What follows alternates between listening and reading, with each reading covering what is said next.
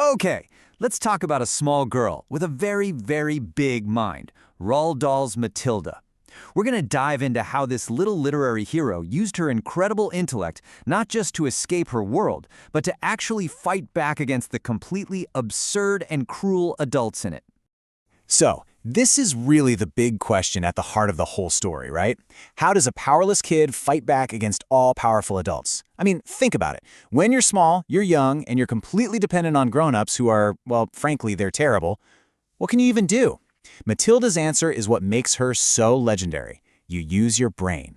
And let me tell you, her methods of rebellion are just so unique, so brilliant, and oh so satisfying. Okay, so to really get how she fights back, we have to start at home.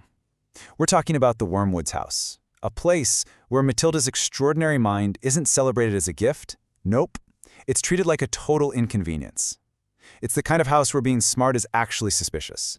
And Roald Dahl does not pull any punches. I mean, this quote says it all. It tells you right away that her parents, Mr. and Mrs. Wormwood, aren't just neglectful. No, it's worse. They look at their own daughter with total disdain. Think about it. A scab. That's something you just put up with until you can flick it away. And that is exactly how they see her. And this right here really gets to the core of the whole conflict. You've got two completely different worlds literally under the same roof. On one side, you have the Wormwoods. Their world is all about cheap TV, bingo, and just blatant dishonesty. Her dad actually brags about cheating his customers and calls her an ignorant little twit. But then you have Matilda's world. She's found this incredible escape into books, into big ideas, and into a sense of justice. A world where she is, as Dahl puts it so perfectly, sensitive and brilliant. You know, this genius of hers didn't just appear out of nowhere. Just look at this timeline. It shows how fast she developed. Perfect speech at just 1.5 years. Taught herself to read by 3. A regular at the library by 4. It's an absolutely incredible trajectory. And the craziest part? Her totally self-absorbed parents completely, and I mean willfully, failed to notice any of it. And then, by age 5, that genius starts to turn into a weapon.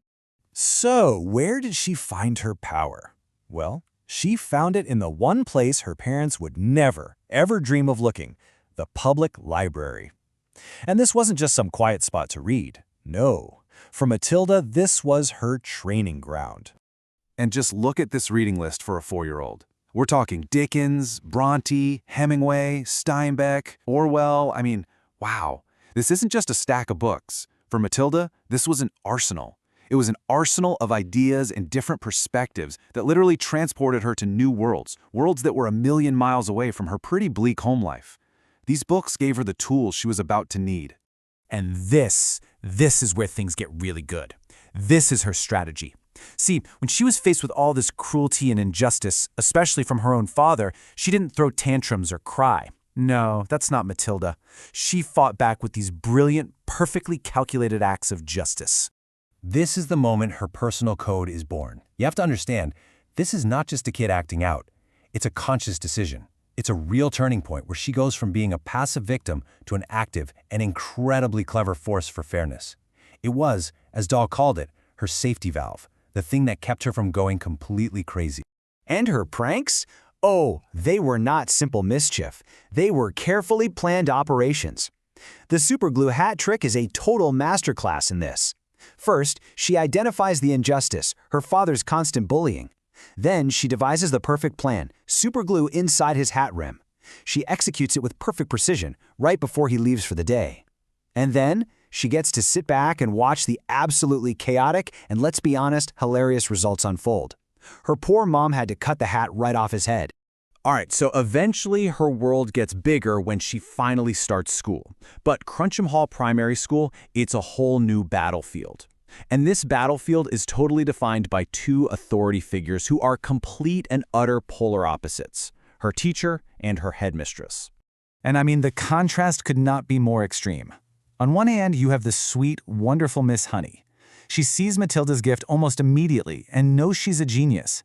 She's the very first adult in Matilda's life to see her for who she really is.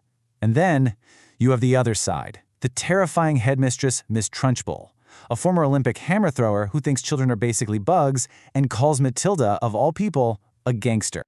And if you want to know what Miss Trunchbull is all about, you only need to know one thing: the chokey.